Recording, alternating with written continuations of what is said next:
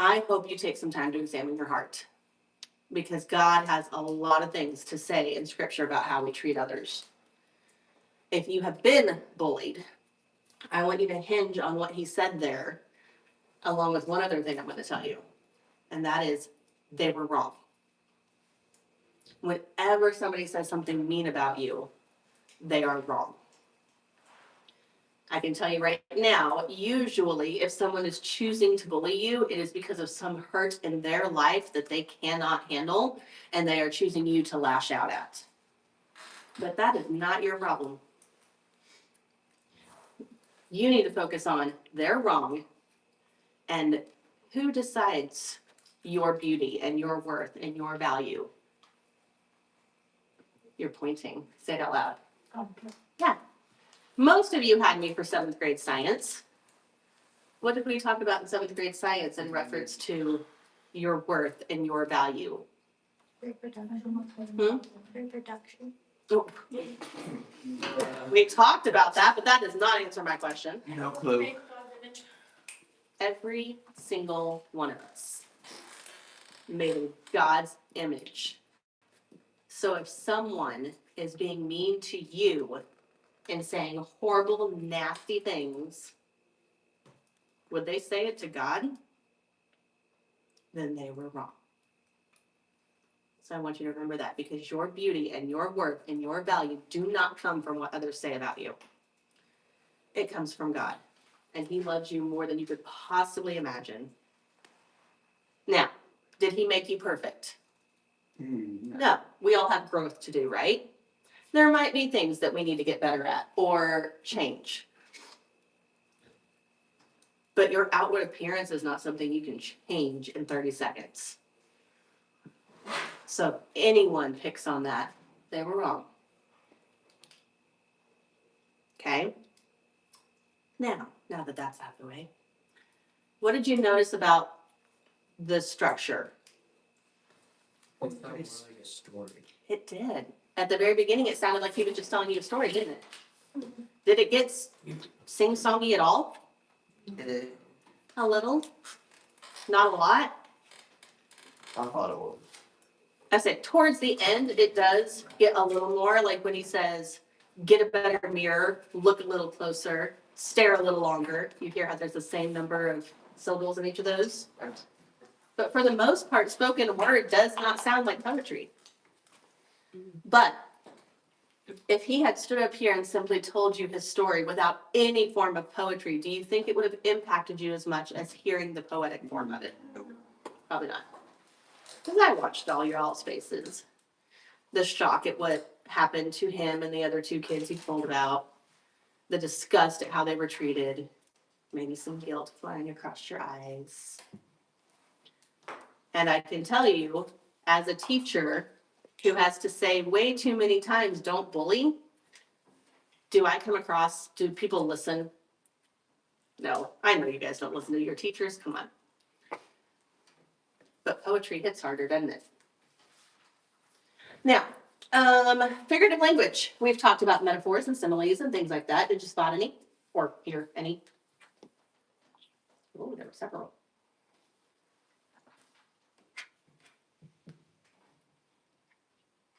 What about the kid that was adopted? How did you describe him? Do you remember?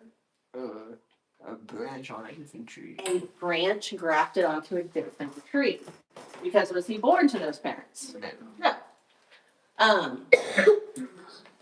What about the girl? What did they compare her to when they bullied her?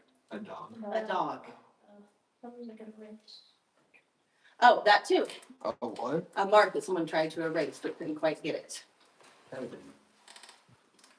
Yep. That's a whole lot stronger language than simply saying adopted or that she had a birthmark, right? Mm-hmm. A lot stronger language. Poetry uses a lot of figurative language because figurative language helps you picture things. And when you picture it, it helps your emotions more than if you're just hearing words that tell a story.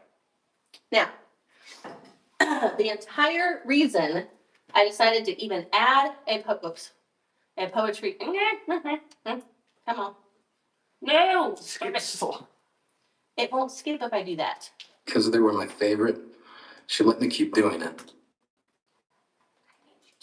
I'm not really a big. Let's see what it is. It did not do this to me earlier. Give me 1 second. Oh, you're gonna be like that. Where you going? Okay. Oh.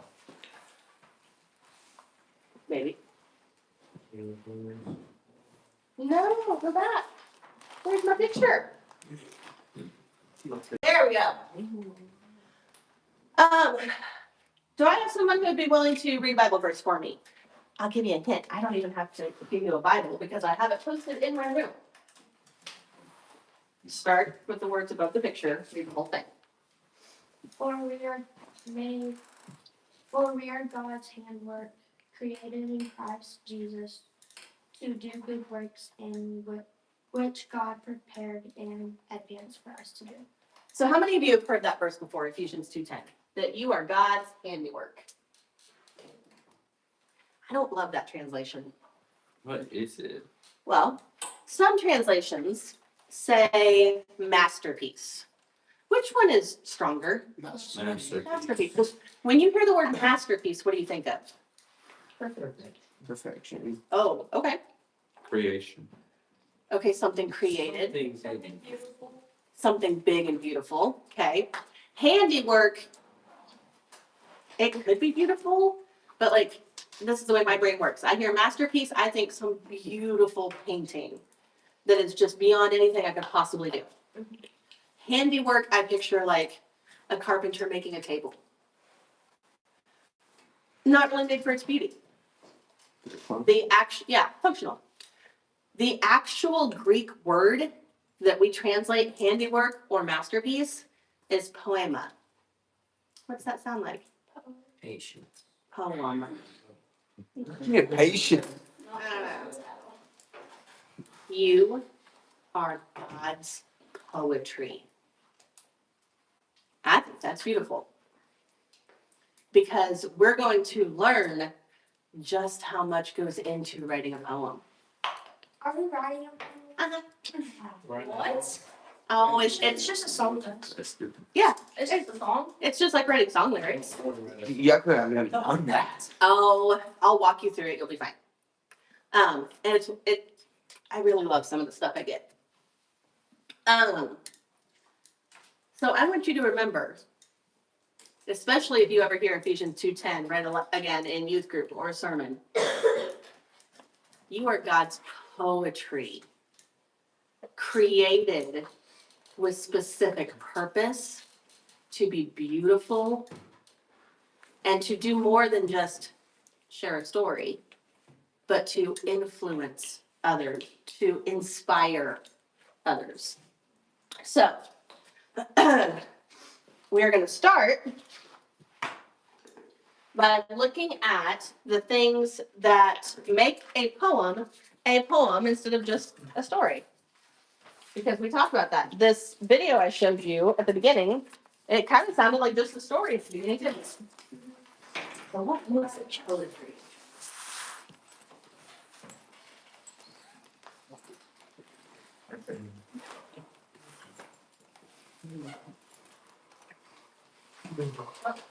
So,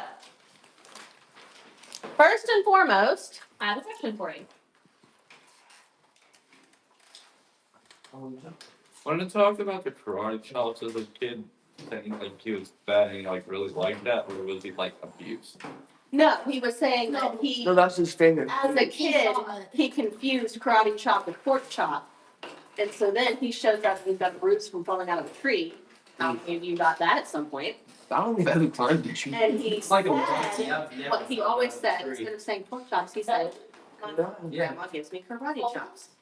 Well, a social worker or a teacher that hears that is gonna think that he's being abused. That's where all that went. Yeah, that does Is sound this a true story? big. He wrote it about his childhood. Oh, right there. That's no. I did impressive. It should be. That's All right, what is poetry? poetry. Using words to express feelings. Using words to express feelings. Okay. Anybody else? A fancy way of writing. A fancy way of writing. A Okay. story being told. Okay. What'd you say? A masterpiece. A masterpiece. Not all of it. Some are better than others. Does it have to rhyme? Yeah. No. Oh. Oh, no. Don't. Does it? I got different No, answers. for me to read it, it has to rhyme. Ah. Well, here's the deal. I am going to make you very sad No. because there is a type of poetry, this is the first blank on your notes, that does not rhyme. It's called free verse. What that? It does not rhyme, it does not have regular meter. For the most part, the video you just watched was free verse. But it's not like it. It rhymes sometimes. It rhymed occasionally and it had that lyrical quality occasionally, but it was not a set structure where it repeated like a song, There's kind of story basically with that too. but with some artistic creativity in there. Now, I'm pretty sure you guys know at this point what the definition of rhyme is, considering that's something you do in first grade. Rhyme is just the repetition of identical concluding sounds in different words. Most often in a poem, they will appear at the ends of lines, not always. For example, June and Moon. Are those spelled the same? No. Keep that in mind. Same sound. They both have that oon at the end. Weirdos. Now, there are other ways to use sound in a poem. We have covered this one before. Alliteration is the repetition of identical consonant sounds. Give me an example of a consonant. Like, A, E, I, O. Those are vowels. Oh. B, C, D, F, G. There we go. J, K, L. Because A, E, I, O, and U are vowels, I said consonant. And they will be at the beginning of words near each other. For example, pensive poets. What's the alliteration? The P sound. I underlined it for you. What about sweet summer sweat? The S sound. What? Okay, Oh. we've covered that. This is not new information. Are we good? Yes. Are we good, Brody? I don't think so. Consonant sounds. Everything other Well, I than got vowels. confused 'cause you said consonants, then you said A, B, C, D. No, I didn't say A. I said B, C, D, Yeah. F, G. I heard you say E. No, I skipped it. Did not All right, now we move on to vowels, and that is called assonance. That is the repetition of identical vowel sounds in different words that are near each other. It is not necessarily at the beginning. It is just vowel sounds repeated, like deep green sea. What is repeated? E. E sound. Is it spelled the same every time? No. No, it's all about the sound. And then there is one more called consonants, and that's the recurrence of similar sounds, especially a consonant, in close proximity near each other, but not at the beginning. For example, the pitter patter of tiny toes. What is the consonant sound that it's repeated? The T. Okay, I will tell you, these two are super hard, especially to identify. This one's easy. Yeah. Because you're always looking at the beginning of the word, and you usually just, your brain catches it because it's the beginning of the word. These are much harder to identify. Does poetry differ from prose? What? Yeah, what's prose? I'm guessing yes. Professor. What you asked. Prose is simply written or spoken language in its normal form. Yes. Oh. This is what you do every day in the hallways, at lunch, when you're telling your friends about your weekend or how your mom grounded you from your phone again. I mean, isn't that what the free verse did? Mhm. So the thing. To a point. But there was some artistic creativity in it eventually, because it did bring in some of that lyrical and some of that rhyme. It'll help when I show it to you in visual form. Now, I want you to pay attention to that word without metrical structure. We'll define meter in a bit. So, does poetry differ from prose? Yeah, no. Yes, Can't. it does. How? Prose is the same. Poetry's kind of. Ah. Poetry. A lot of it comes back to this right here. Now, free verse is the weird outlier that breaks all the rules and drives me crazy. They just doesn't go on. Yeah, basically. But there is still some artistic creativity there, and we'll get to that in just a sec. I think I need new batteries. In poetry, unlike prose, there are specific divisions that are done not for grammar, but for creativity. And that is called a line. You guys know this. When you look up song lyrics, is it written all the way straight across and then wraps to the next line? No, it's everything. Oh, you have a line of the song lyrics at a time. Because songs are what? Poems. And it does not necessarily matter where a sentence ends or anything like that. The lines in poetry are there for creativity, not for grammar. This is the one thing I hate about poetry. It breaks grammar rules. Yay! I know, that makes some of you super happy. We're probably gonna get to a poem in a minute that drives me crazy. Now, when you take a group of lines and you group them together, like the chorus of a song or the verse of a song, it's called a stanza. It is because that group of lines is grouped together for a specific reason due to the meter of the poem or the song. Do any of you sing at church? Okay, so you know what I'm talking about with the lines and stuff like that, because when you're reading the sheet music, it has those breaks in it, doesn't it? Not up songs, yes. Oh, not on stage. Yeah, I didn't specify, you're right. I hope you all sing at church then. No. Does it have to be read out loud? No. I'm Wait, gonna argue with you a little on that. well, Why do you have to read all I mean, I read, like, yesterday, I read all the stuff in my head, and it sounded differently than what you said out loud. Mhm. And what does poetry rely a lot on? I mean, Expression. Relies a lot Man, on I'm sound. like 0 for Oh, for a billion? 6? Or, No, just 6. Or 7, I'm So- not, I mean, Now, does it have to be read out loud? No, should it be? but it depends on how your brain works, because like when I'm reading, I'm not hearing the words, I'm picturing what's written. If you are someone who reads and hears the words in your head, then yeah, sure. That's not me. Which means we're gonna read aloud. Is a line of poetry the same as a sentence? No. Carson? No, it's not. Okay. quit looking at us. Mhm. Y'all keep on going. Yeah, Alright. we're not you're thinking. Stop. Go looking at them and do another minute. How do you read poetry? Where do you pause? And there's gaps in between the verses. Oh, so I have to read it, I have to sing an entire verse in one breath? And stop the line. At the end of the. Oh. You're getting ahead of me, Brody. There are 2 ways to read a poem. The one that you are most likely used to is an end stopped line. It means the line ends with a full pause.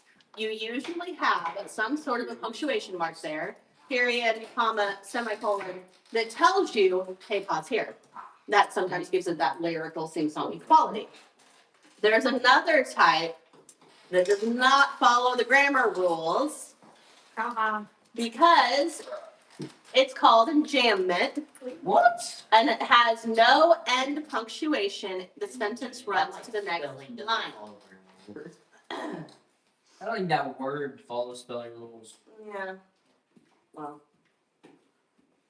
I mean, you learned phonetics in 1st grade with words like dome. You have silent B. Couldn't, where, Dumb. like, with the improper grammar, couldn't that go back to, where No, my lights. the, never mind. I was gonna say, words are your thing, Brittany. Why do we like? All right. So I'm going to show you an example of enjambment. Do I have anyone who is willing to read it out loud? All right. Thomas, read that out loud. We real cool. Cool. Cool? Yeah, Cool. My bad. Keep going. We left school. We work late. Learn. I'm spelling. We strike straight. We Sing. sing stuff. Oh my god.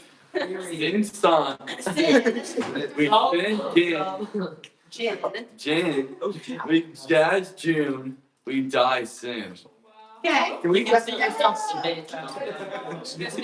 this out? Can you read it? Can you read it? Right. I have to read a book Oh, later. I got. Look, All I'll right, read it. Grant, go.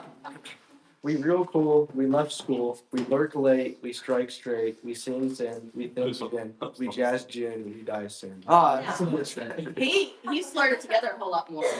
Where are the pauses? We. At the periods, not at the end of the line. So why would she not just write, we real cool, we love school, we lurk late? So you go quick.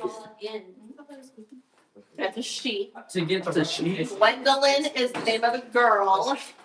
You never know. Who comes up with that name? Gwendolyn. Gwen. Like Gwendolyn. I know, but like I get the Gwen, but like where do you get the Nolan? You have no idea what ethnicity her parents may have looked at for that name. Gwendolyn was actually not that uncommon of a name 100 years ago. She's 100? No. Bruh. Oh my god. Why do you think she chose, instead of writing it by sentence, to end each one with we? She wanted to. We like to emphasize. To emphasize the we. So what does that tell you? It's a group. It's a group and it's important. It's not Okay. just her. It's the whole community. What can you tell me about this group? What are they like? Gangsters. Why do you say that? Because That's they the let it things that Okay. By the way, and they're jazz. Are you sure it's not the people from New Orleans? They die. Like jazz. well, I don't know. I don't know where she grew up. There's a lot of jazz in New Orleans. She actually wrote this about billiard players, pool players. Where do you typically play pool? bars. So can you make the connections? Yes. Strike straight. Right, right. What does that mean? Cool. Cool. Sing spin. Ooh. Sing bad song. So, well, or Drink beer. maybe that's just her way of saying they're indulging in immoral practices. Why do you think the last line is there? We die soon. Because Because it's They got desire. So their choices might lead to a young death, all right? So what inspires poetry? No, I need it. Thought. Okay. More people pay attention to you. Action. You might need it. Emotions, okay. Boys in the back, you better be paying attention. So, What inspires poetry? We'll see.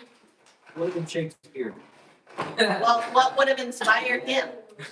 his life story. Songs. Books. Be more specific. Bible. People. People, okay. No, no, no. What kind of, girl? Psalms. What kind of people? Special people. Like, Special people like everybody. King David. Artistic.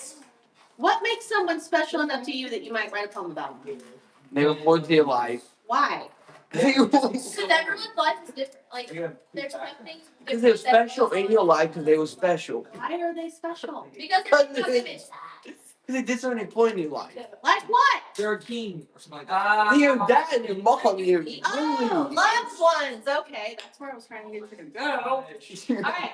Yeah, I think the code recorder shouldn't answer anymore. Yeah. I would say that. I'm going to read you a poem. Sometimes I give you a hint with the picture that accompanies the poem. You need to figure out what the poem was inspired by. Okay. Why did the poet write the poem? Okay? And sorry, no scripture, because those are kind of a duh answer. So, you might have heard this one. This is not in the entirety of Sonnet 18, by William Shakespeare. Shall I compare thee to a summer's day? Thou art more lovely and more temperate. Rough winds do shake the darling buds of May, and summer's leaves have all too short a day. Love. Yes, he is writing it. Talk. You realize you're on video, right? There's a video. I'm listening up to his parents. Yeah, but everyone else heard. What did you say? See? Shoot. See, that's the fun part when you guys say things you shouldn't, and I have it on video. I didn't make it bad. That's what he did bad. So clearly, he is writing a poem to the woman he loves. Next one, who's on? War. Okay, chill. But why are we videoing? That's the question. There's no one gone. There wasn't the first class, and my phone doesn't like it when I record back to back. Splendid against the night, the searchlights, the tracers' arcs, and the red flare of bombs filling the eye and the brain. Okay, you got the easy part, war. Nervousness. Anxiety. Dead. Oh, anxiety's good. I don't know. Look carefully at those words, read with purpose. Doodly random. Guns. Cheers. Enemy. Oh. Okay, stop giving me one word answers. Scared of the enemy. There's Is there's fear in that? Against I the don't know. What does that mean on a That's what I'm trying to figure out. splendid against the night? Splendid. Guns. It's like they're hiding. Like they're hiding. Oh, my. Hiding against the night. Foxhole. Foxhole. Okay, so clearly, okay, what are they seeing? Bomb. Various things. Bombs, searchlights, tracers, arcs, up in the sky, the night sky. So I got a question. I was away from 1914 to 2000. No, that's when he lived. Yeah. Anytime you see a name, days Uh, out. That's when they lived. That is birth year and death year. Oh, Let's that's begin. 80s. Oh, Where did you? he is likening it to your viewing of fireworks. Because he describes it a bit beautifully, doesn't he? Yeah. Probably So why would you describe something make a from war? connection with Oh, to make connection with the reader, okay. with the Fourth color. of July. Oh, where are you? If To show the. Fireworks. Okay. Symbolism? Yeah. Okay, to show symbolism, okay. Yeah, I hate to tell you this, but 4th of July was back around 1776, not. 1914. All right, you are problem. The picture does not give you a hint. Kind of. Oh, Captain, my Captain by Walt Whitman. Oh, Captain, my Captain, our fearful trick is done. The ship has weathered every rack, the prize we sought is won. The port is near, the bells I hear, the people all exulting. While follow eyes the steady keel, the vessel grim and daring. But oh heart, heart, heart, oh the bleeding drops of red, where on the deck my captain lies, fallen cold and dead. That's not. There's a war on the ship. There's an assassin on the ship. I am going to tell you that this is a heavily symbolic poem. It is inspired by a historical figure that you all know the name of. Black. So, before you start guessing, That's a good guess. before you start guessing, look at your clues. What do you know It's about on the the captain? 1800s. What do you know about the He captain? died. He died. What do you know about Fearful. what happened before he died? They won. They Sure. won something. The prize they sought is won. So they did what they set out for. They won what they wanted. What comes? Pay attention to dates. Even though I didn't give you the date when it was written. 1918. It's in the 1800s. It's an old one. So that's 2000. Okay, so we're not talking a recent historical figure. No, it's Blackbeard. It is not Blackbeard. Napoleon. I just told you it's heavily symbolic. The ship has nothing to do with the person. Pirates. The ship is symbolic. Wait. The title of captain Captain. is symbolic. Lincoln. Columbus was a long time before that. Captain Hook. Lincoln. Abraham Lincoln. Who? Say it louder. Abraham Lincoln. Abraham Lincoln. Wow. The captain. Get that. Oh, did you say that first? No, No. I didn't. Okay. Why was he a pirate? If you're not, Language. It's symbolic. What is the ship symbolizing? Who was Abraham Lincoln in charge The of? Union. The U.S. The entire U.S. What was the prize that was won? free slaves. Freedom of the slaves. Yeah, man. But when they won that fight, He got shot. he was assassinated. So now he's fallen cold and dead. Do it. See the symbolism of captain as a leader of a ship versus president of a country. Okay, we will pick up here tomorrow. I've only once thought about this. And it's like, it's like this deep. Not